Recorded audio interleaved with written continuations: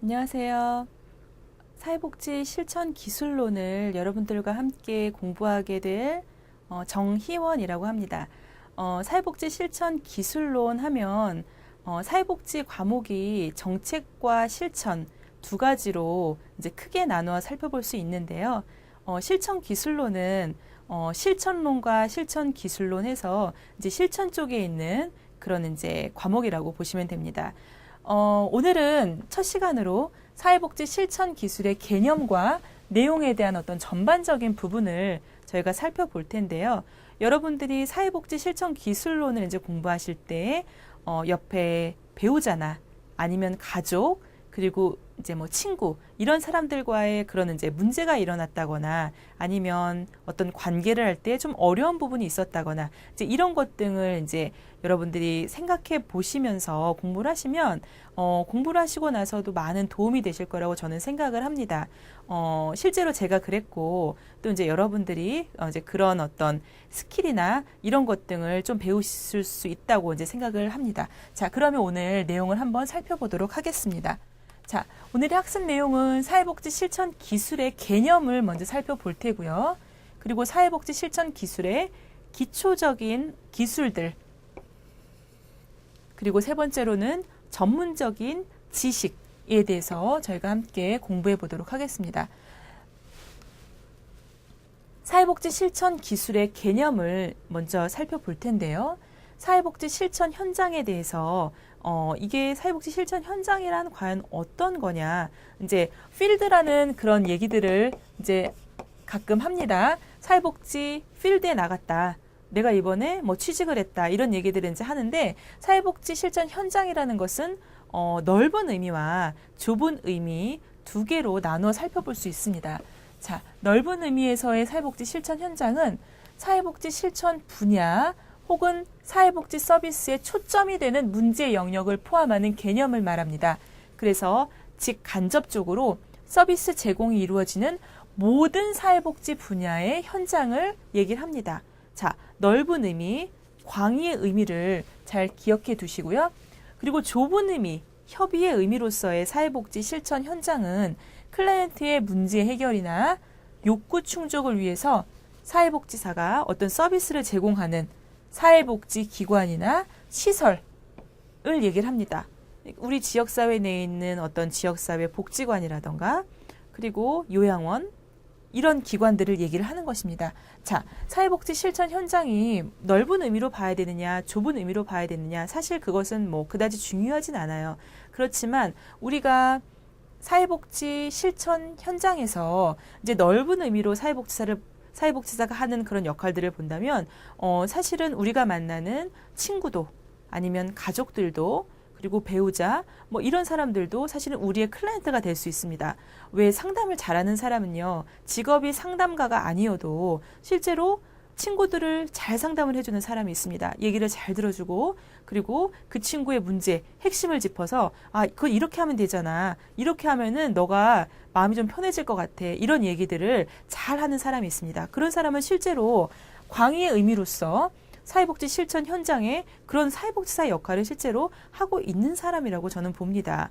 자, 좁은 의미로서의 사회복지사, 클라이언트가 있어야 되고 사회복지사가 있어야 되고 그리고 실제로 그런 서비스를 제공할 만한 장소가 있어야 됩니다. 여기서 중요한 것은 실제로 서비스를 제공하는 사회복지 기관이나 시설이 있어야 된다는 것이죠.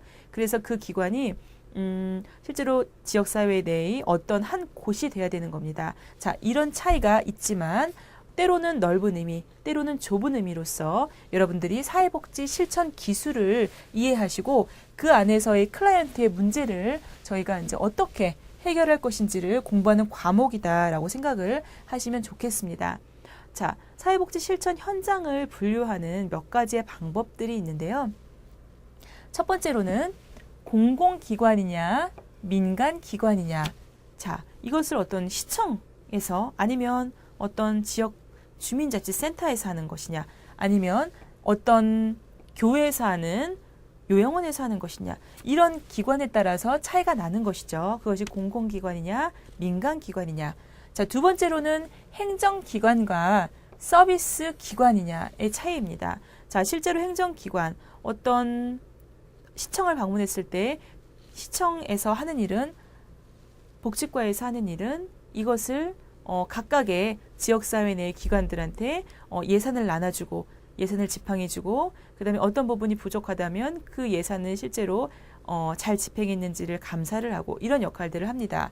자, 서비스 기관은 실제로 클라이언트에게 직접적인 대면하는 그런 서비스를 하는 것이 바로 이 서비스 기관의 역할이 되겠죠. 그래서 서비스 기관에 있는 사회복지사는 클라이언트를 실제로 만납니다. 행정기관에 있는 사회복지사는 클라이언트를 접촉하는 일은 굉장히 드물죠. 클라이언트와 관련된 여러 가지 서류는 보지만 클라이언트를 실제로 만나서 직접적인 어떤 서비스를 하는 그런 역할들은 대부분 이 서비스 기관에서 하는 것입니다. 자, 세 번째로는 1차 사회복지기관이냐, 2차 사회복지기관이냐. 자, 비슷합니다. 1차 사회복지기관은 어떻죠? 실제로 어떤 예산을 만진다거나 그 다음에 클라이언트를 실제로 대면하진 않습니다. 실제로 대면하는 것은 2차 사회복지기관에서 직접적인 서비스를 제공하는 그런 역할들을 하는 것이라고 할 수 있습니다. 자, 우리나라의 사회복지 실천 현장, 여러분들도 사회복지 이제 공부를 하시면서 우리 지역사회 내 어디 기관에서 내가 자원봉사를 해봤지, 아니면 전에 어떤 회사에 다니시면서 우리 회사는 주기적으로 월 1회든 2회든 어떤 곳에 나가서 그쪽에 이제 어린이들이라던가 장애인들을 실제로 돕고 있습니다 라고 얘기하실 수도 있습니다. 자, 그런 어떤 사회복지 실천 현장에 대한 사전 지식이 있으시다면 이 과목을 공부하시는데 훨씬 더 많은 도움이 되실 거라 생각을 합니다. 우리나라의 사회복지 실천 현장은 위의 법률에 근거해서 사회복지 활동이 이루어지는 기관이나 시설과 활동 영역, 그리고 중앙정부 부처에서 제정한 법률에 근거하여 사회복지 서비스가 제공되는 기관 및 시설과 활동 영역 등이라 할 수 있다라고 합니다. 자, 우리나라는 굉장히 중요한 것은 사회복지 같은 경우에는 1970년대 이후부터 법 제정을 시작으로 실제로 사회복지 기관들이 굉장히 많이 늘어나게 됩니다. 다른 미국이나 영국 같은 그런 이제 나라 같은 경우에는요, 실제로 법 제정으로 인해서 먼저 이루어진 게 아니라 실제로 시민들이 자발적인 어떤 그 여러 가지 조직을 하면서 위로 올라가면서 법 제정이 이루어지는 그런 경우고요. 우리나라의 사회복지 실천 현장의 특색이다 하면 실제로 법 제정을 통해서 많은 사회복지 기관들이 굉장히 짧은 시간 안에 많이 생겨나게 됐고, 또 어떻게 됩니까? 사회복지 기관들이 많이 생겨나면 이 기관들에서 실제로 일할 수 있는 사회복지사들의 어떤 수도 굉장히 많이 기하급수적으로 늘어나게 되었습니다. 자, 그래서 우리나라의 어떤 독특한 그런 어떤 특성은 법률에 근거해서 사회복지 활동이 이루어지게 되었다. 법의 제정을 통해서 사회복지 기관이나 사회복지사들의 수가 단기간 안에 굉장히 많이 늘어나게 되었다라는 그런 특징을 갖고 있는 것입니다. 자, 그렇다면 사회복지 실천의 기술의 개념에 대해서 저희가 살펴보도록 하겠습니다. 사회복지 실천 기술은 사회복지 실천에서 클라이언트의 변화를 위해서 개입하고, 여기서 중요한 것은 변화를 위해서 개입을 하는 것입니다. 그리고 실천하는 행위를 지원하는 이론적인 체계인 동시에 전문적인 지식과 가치에 기초한 실천 기술을 의미한다라고 합니다. 자, 클라이언트를 변화시키기 위해서 개입하는 것은 바로 사회복지사의 역할이 되는 것이고요. 그리고 전문적인 지식이나 가치에 기초해서 실천 기술을 하는 것도 사회복지사의 역할이 되는 것입니다. 사회복지사가 사회복지 실천 과정에서 사용하는 지식이나 기술적인 전문성, 그리고 판단이나 경험의 정도, 이런 것 등을 바로 사회복지 실천 기술이라고 하는 것이고요. 그리고 행동과 중재 과정, 이런 것 등이 모두 바로 사회복지 실천 기술이라고 하는 것입니다. 자, 사회복지 실천 기술이 무엇입니까? 라고 물어봤을 때 여러분들께서 이렇게 대답을 하시면 됩니다. 클라이언트의 변화를 위해서 개입을 하고, 그리고 전문적인 지식과 가치에 기초해서 실천 기술을 하는 것을 의미합니다. 자, 사회복지사가 사회복지 실천 과정에서 사용하는 어떤 지식이나 그리고 기술적인 전문성, 판단이나 경험의 정도, 행동과 중지의 과정 모든 것을 의미하는 것이라고 할 수 있습니다. 라고 대답을 하시면 되고 또 이런 것 등이 바로 무엇입니까? 라고 했을 때는 사회복지 실천 기술이라고 여러분들이 적으실 수 있어야 되는 것이죠. 자, 그렇다면 사회복지 실천 기술의 어떤 기초적인 기술로는 어떤 것이 있는지 한번 살펴보도록 하겠습니다. 첫 번째로는 면담의 기술인데요. 면담의 기술이라는 것은 의사소통 및 관여의 기술입니다. 자, 뭐에 관여한다라고 했을 때 그것은 어떤 뜻이죠? 네, 그 사람의 어떤 개인적인 문제나 그리고 욕구나 이런 것 등에 대해서 개입하는 것입니다. 개입을 통해서 어때요? 의사소통을 해야 하고 관여를 하는 것이 면담이라고 여러분들이 생각하시면 되겠고요. 두 번째로는 사정의 기술입니다. 자, 여기서의 사정이라는 말이 우리가 평상시에 잘 쓰지 않는 말이기 때문에 여러분들이 조금 생소하게 느끼실 수 있는데요. 여기서 사정이라는 것은 어세스먼트라는 어떤 그 영어에서 번역을 하다 보니까 조금 낯설게 느껴질 수 있습니다. 비슷하지만 조금 다른 의미긴 하지만요. 진단이라는 의미 조금 생각해 보실 수 있겠고요. 진단과 조금 차이점은 환자의 병을 진단을 한다고 했을 때는 당신은 이런 병에 걸렸습니다 라고 진단을 하지만 사정이라는 것은 너는 이 문제를 가지고 있어 라고 어떤 단언, 확언해서 말하는 것은 아닙니다. 자, 어떤 차이인지 아시겠죠? 진단이라는 것은 어떤 정답을 얘기하는 것처럼 우리가 의사가 환자의 암입니다. 아니면 어떤 다른 병입니다. 이렇게 얘기를 하지만 우리가 사정한다고 했을 때는 그것에 대해서 실제로 당신은 어떤 아동 학대의 가정에서 살아왔군요. 이렇게 어떤 단언을 한다거나 그렇게 하지 않는다는 겁니다. 개인과 환경의 상호작용 맥락에서 문제나 어려움을 발견을 하는 거지 그것을 확실히 이걸 단정짓고 그것에 대해서 이 문제를 우리가 파헤쳐 봅시다. 이렇게 얘기하는 것은 아니라는 거죠. 그래서 사정과의 진단은 약간의 차이점은 있지만 여러분들이 사정이라는 단어가 조금 생소할 수 있기 때문에 진단이라는 말과 좀 비교해서 설명을 드렸고요. 그리고 개입 기술 부분에서는 문제나 어려움을 해결하는 기술입니다. 실제로 개입하는 부분은 우리 눈에 잘 보이는 부분이기 때문에 크게 이제 어렵지는 않다고 생각이 들고요. 그리고 팀워크 기술입니다. 다른 전문 기관과 협동으로 문제를 해결하는 기술을 말합니다.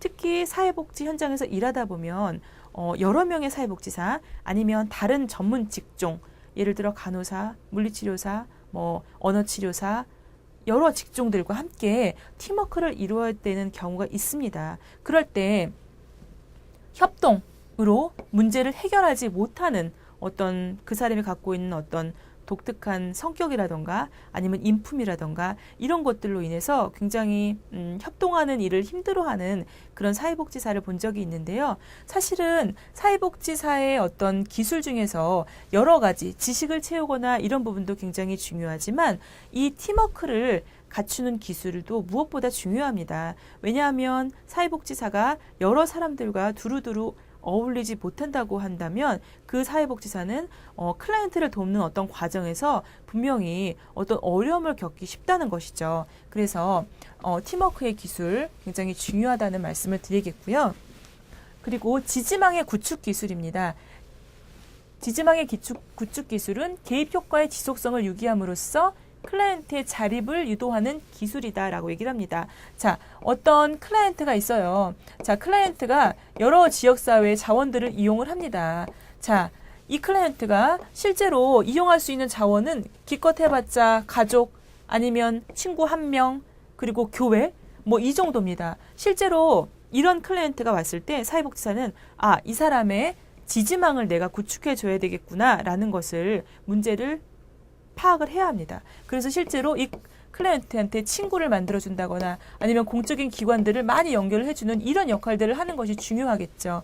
왜냐하면 실제로 자원을 많이 가지고 있는 사람은 고립이 된다거나 어떤 문제가 생겼을 때 그 문제를 돌파할 수 있는 그런 능력이 뛰어나다고 합니다. 그래서 무엇보다도 이런 어떤 네트워킹을 해주는 것이 굉장히 중요하다는 것이고요. 그리고 협상의 기술입니다. 클라이언트의 복지와 관련된 주변 체계와의 협상의 기술. 예를 들어 굉장히 클라이언트를 부정적으로 생각하는 어떤 학교 선생님이 있다고 했을 때 이 학교 선생님에게 클라이언트를 함께 어떤 개입하는 데 있어서의 협조를 요청하는 것, 이런 것 등이 이제 필요하겠죠. 그래서 함께 협상을 하는 것, 그리고 평가나 종결의 기술, 클라이언트와 사회복지사의 협력적인 노력 결과를 평가하고 클라이언트의 자립생활을 위해서 종결하는 기술입니다. 자, 평가 중요하고요. 종결은 더욱 중요합니다. 왜냐하면 우리나라 말에 끝이 좋으면 뭐 다 좋다 이런 말이 있는 것처럼 실제로 굉장히 개입도 잘하고 여러 가지를 잘했습니다. 근데 사실 끝이 좋지 않았어요. 자, 그럴 경우에는 클라이언트가 자신의 어떤 문제 해결 과정에 대해서 전반적으로 굉장히 만족감이 낮을 수 있습니다. 자, 그래서 물론 시작도 중요하고 중간에 개입하는 것도 중요하지만 이 클라이언트가 굉장히 높은 만족감을 가지고 실제로 이런 어떤 사회복지 실천 과정 후에도 끊임없이 스스로의 어떤 문제를 해결할 수 있는 그런 어떤 능력을 갖추고자 한다면 이 종결 기술이 무엇보다도 중요합니다. 그래서 사회복지사가 종결 때에는 함께 이 상담 전반에 대해서 같이 평가를 나누고 클라이언트에게 실제로 어떤 점이 좀 불편했는지, 어떤 점이 좋았는지, 그리고 앞으로 제가 없어도 굉장히 잘 하실 거예요 라는 어떤 그런 지지나 격려를 충분히 보내주어야 한다는 것이죠. 그래서 평가나 종결의 기술도 무엇보다도 중요하다고 하겠습니다.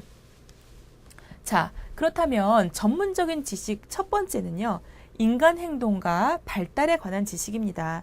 자, 인간의 행동적인 특성을 이해하고 그리고 환경의 상호적 영향력을 파악하기 위한 인간의 정서적, 심리적, 사회적 발달 단계와 환경의 물리적, 사회적, 문화적 특성 등과 관련된 지식이다. 그래서 인간 행동과 사회 환경이라는 어떤 이제 사회복지의 그런 어떤 다른 책도 있습니다. 그래서 그런 부분에서는 실제로 아주 어렸을 때부터 노년기까지 쭉 인간이 성장하면서 갖춰야 되는 그런 부분에 대해서 공부를 하는데 그런 공부를 하는 이유가 무엇이죠? 자, 이런 것들을 잘 이해를 해야 내가 만나는 클라이언트가 바로 2단계에서 이런 것 등이 결핍이 됐기 때문에 실제로 굉장히 문제를 일으키고 있구나 이런 것 등을 이해할 수 있는 것이죠. 그래서 인간 행동과 발달에 관한 지식이 필요한 것이고요. 두 번째로는 인간관계와 상호작용에 대한 지식입니다. 그래서 개인, 가족, 집단, 지역사회 내의 어떤 조직이나 그리고 기관들 간의 관계와 상호작용을 촉진시키면서 효과적인 의사소통에 필요한 지식을 갖추도록 해주는 것입니다. 실제로 개인이나 가족이나 집단, 지역사회 안에서 상호작용을 잘하고 그리고 의사소통에 문제가 없다면 이 클라이언트는 어떤 다른 문제가 생겨도 이런 것 등을 이용해서 잘 이겨낼 수 있는 것이죠. 근데 기본적인 이런 어떤 그 인간관계의 상호작용이 잘 되지 않은 사람은 어떤 다른 상황에 처했을 때도 또 이것 때문에 문제가 일어나기 쉽다는 것입니다. 그래서 이런 지식을 갖추는 게 중요하고요. 그리고 사회복지 실천 이론과 모델에 관한 지식은 다양한 실천 상황에 적합한 어떤 전문적 원조관계나 실천관계 및 실천 과정의 개입 방법과 전략을 선택하는 데 필요한 지식을 말합니다. 그래서 지금 시간에도 여러분들과 이제 이 부분에 대해서 대략적인 것을 공부를 할 텐데요. 사실은 개입 방법이나 전략 선택하는 데 필요한 지식 그리고 구체적인 어떤 모델 이런 것 등을 굉장히 다양하게 개발이 되고 있습니다. 그래서 어떤 프로이드의 심리학 그리고 어떤 뭐 반두라의 교육학 그리고 요즘에는 강점 관점을 갖는 것 뭐 이런 것 등이 이제 이런 것 개입 방법과 전략의 다양한 방법들인데요. 내가 사회복지사인 내가 어떤 개입 방법과 전략을 주로 갖는지 이런 것 등을 파악해 보는 것도 굉장히 이제 중요한 부분이 되는 것이죠. 그래서 사회복지 실천 이론과 모델에 관한 지식이 있는 사회복지사는 실제로 클라이언트의 문제를 해결하는 데 있어서 훨씬 더 많은 어떤 풍부한 자원을 갖고 있는 것이 되는 것입니다. 그리고 특정 분야나 대상자 집단에 관한 지식을 갖는 것.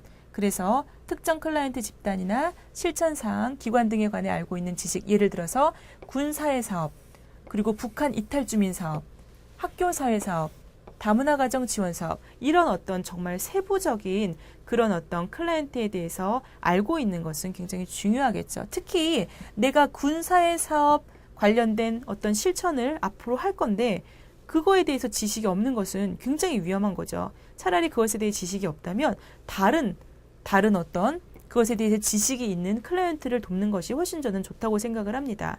그래서 기본적으로 내가 돕고자 하는 클라이언트의 어떤 특성이나 특징에 대해서는 반드시 알고 있어야 되는 것이죠. 그리고 사회 정책과 서비스에 관한 지식입니다. 도움이 필요한 대상자에게 서비스를 제공하는 전문가와 기관을 포함해서 사회복지 서비스 전달 체계에 관한 지식을 갖는 것. 자, 내가 우리 기관이 얼마의 예산을 갖고 있고 1년에 후원금이 얼마가 들어오고 후원자가 어떤 후원자가 있으며 그리고 자원봉사자는 어떤 자원봉사자가 있는지 이런 어떤 그 서비스 체계를 알고 있는 것 그리고 전달 체계라 하면 정부 보조금은 얼마고 법인 전입금은 얼마고 이런 것 등을 구체적으로 알고 있는 것은 굉장히 중요합니다. 우리 기관에 대해서 이해할 수 있고요. 또 우리 지역사회 그리고 우리나라의 사회복지 정책에 대해서도 이해할 수 있게 되겠죠. 그리고 사회복지사 자신에 관한 지식인데요. 사회복지사의 감정, 그리고 가치, 태도, 행동 이런 것 등은 클라이언트 체계를 변화시킬 수 있기 때문에 책임감을 갖고 스스로 어떤 역량을 강화할 수 있어야 됩니다. 그래서 나는 어떤 성향의 사람인지 그리고 나의 가치는 무엇인지 나는 어떤 태도를 갖고 있으며 나는 어떤 행동을 하는 사람인지에 대해서 나에 대해서 잘 알고 있는 것이 굉장히 중요합니다.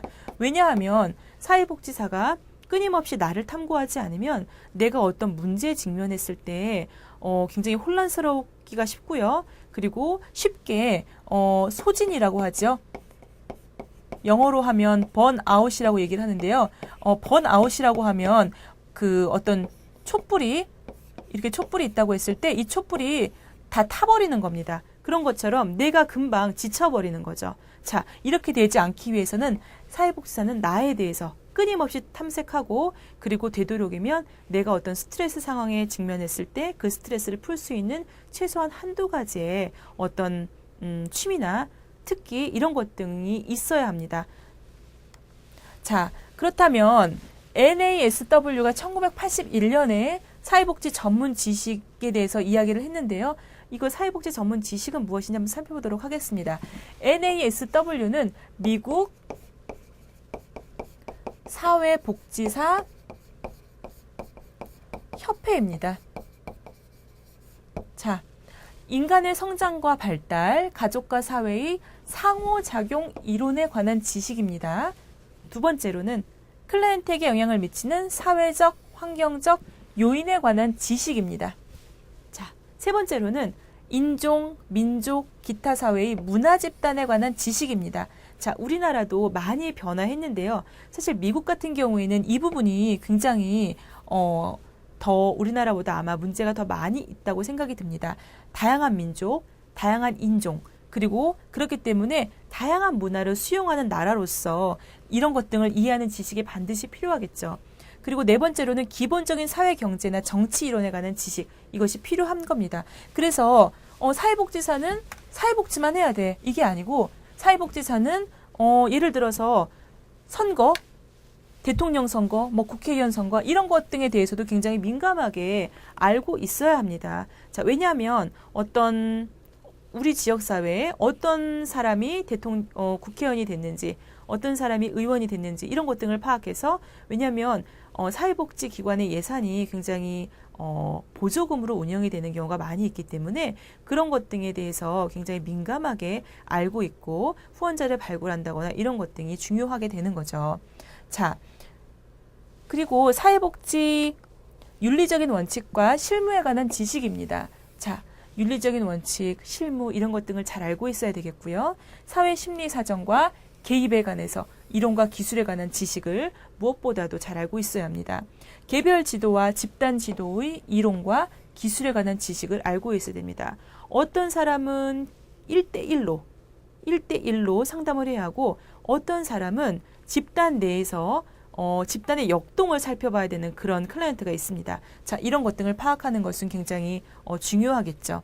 그리고 소집단 이론과 행동 역동에 관한 지식이 있어야 합니다. 자,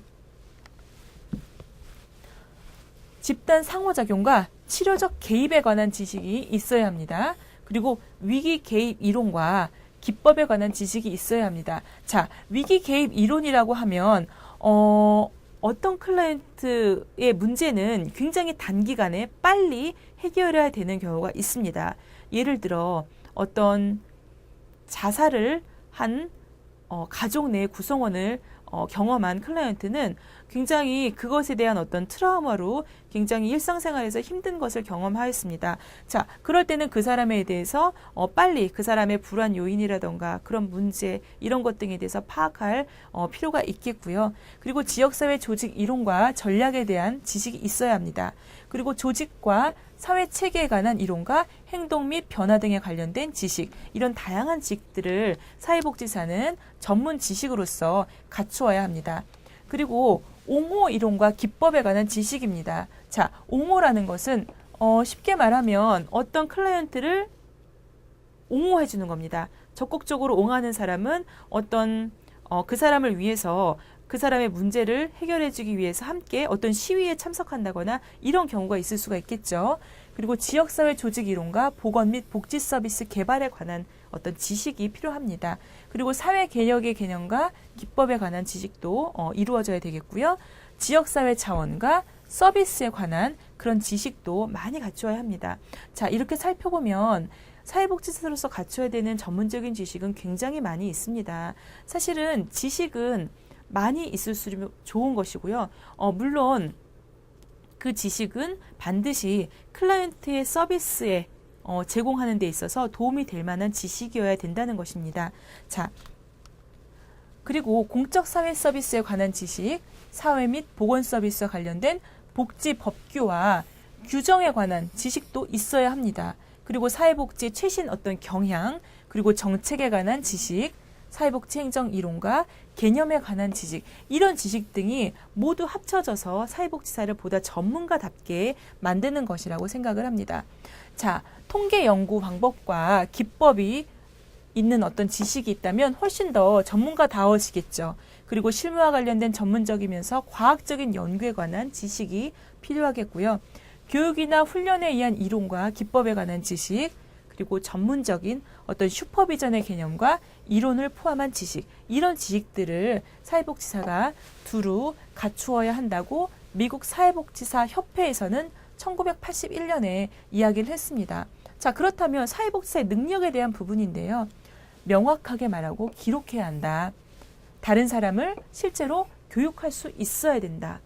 그리고 정서적 괴로움이나 위기 상황에서도 지지력으로 반응하는 능력이 있어야 된다. 그러니까 뚝심이 있어야 되겠죠. 그리고 전문적인 관계에서 역할 모델이 되는 그런 능력이 있어야 된다. 예를 들어서 클라이언트가 사회복지사를 이렇게 봤을 때 굉장히 멘토로 삼고 싶고 여기서 말하는 역할 모델로서의 그런 모습을 보여야지, 아니 사회복지사는 어떤 그 모델링 하고 싶은 생각이 전혀 없는 사람이라면 사실 클라이언트가 그 사회복지사를 이렇게 따를 만한 그런 어떤 게 굉장히 부족할 거라는 그런 생각이 듭니다. 그리고 복잡한 심리 사회적 현장을 해석하는 능력, 그리고 주어진 책임에 따른 업무량을 적절히 조정하고 조직력으로 관리하는 능력, 그리고 타인을 돕는 데 필요한 자원을 파악하고 동원하는 능력, 그리고 타인의 능력이나 정서 상태를 파악하고 도움이나 자문을 실제로 주는 능력이 있어야 되겠습니다. 자, 집단 활동에 참여하고 집단을 지도하는 그런 어떤 집단 상담으로서의 능력이 있어야 되겠고요. 그리고 객관성을 항상 유지해야 합니다. 그리고 갈등 상황이나 논쟁적인 상황을 잘 다루는 능력, 어떤 참을성이라던가, 그리고 사회 이론이나 심리 이론을 실천 상황에 실제로 적재적소에 적용할 수 있는 그런 능력이 사회복지사는 갖추어야 된다는 것입니다. 자, 문제 해결에 필요한 정보를 파악해야 하고요. 기관이나 자신의 실무에 관해서 어떤 조사 연구를 실제로 수행할 수 있는 그런 어떤 정말 전문적인 그런 능력을 갖춰야 한다는 것이죠. 자, 사회복지사의 실천 기술로서는요, 어떤 경청하는 기술, 그리고 관련된 사실이나 정보를 수집하는 어떤 수집 기술, 그리고 그것을 실제로 수집해서 활용하는 그런 활용 기술, 이런 것 등이 있어야 하겠습니다. 자, 네 번째로는 이러한 어떤 언어적이고 비언어적인 그런 어떤 행동을 관찰하고 해석하고 이런 지식 등을 실제로 활용하는 그런 능력이 필요하고요. 그리고 스스로 자신의 문제를 해결하고 신뢰할 수 있도록 도와주는 그런 기술이 있어야 합니다. 그리고 민감한 정서적 주제를 지지적인 방법으로 다루는 그런 기술이 있어야 될 것입니다. 자, 클라이언트의 요구에 대해서 실제로 창의적으로 어떤 해결 능력을 발휘할 수 있는 그런 기술이 있어야 되겠고요. 그리고 종결 여부를 결정하고 실행할 수 있는 그런 기술, 그리고 전문적인 자료를 실제로 해석할 수 있는, 자료는 있는데 이것을 해석할 수 있는 기술이 없다면 그것은 전문가답다라고 보기 힘들겠죠. 자, 그리고 어떤 협상하는 기술, 그다음에 조직 간의 연계와 협조 서비스를 제공하는 기술, 그리고 여러 사람들에게 사회적인 욕구를 해석하고 전달하는 그런 기술이 전반적으로 있어야 할 것입니다. 자, 오늘 이 시간에는 다양한 사회복지 어떤 전문 그런 어떤 자질들, 개념이나 그런 내용, 기술들 이런 것 등에 대해서 함께 공부해 봤고요. 다음 시간에는 사회복지 전문직의 윤리, 그래서 가치와 윤리에 대해서 함께 공부해 보도록 하겠습니다. 감사합니다.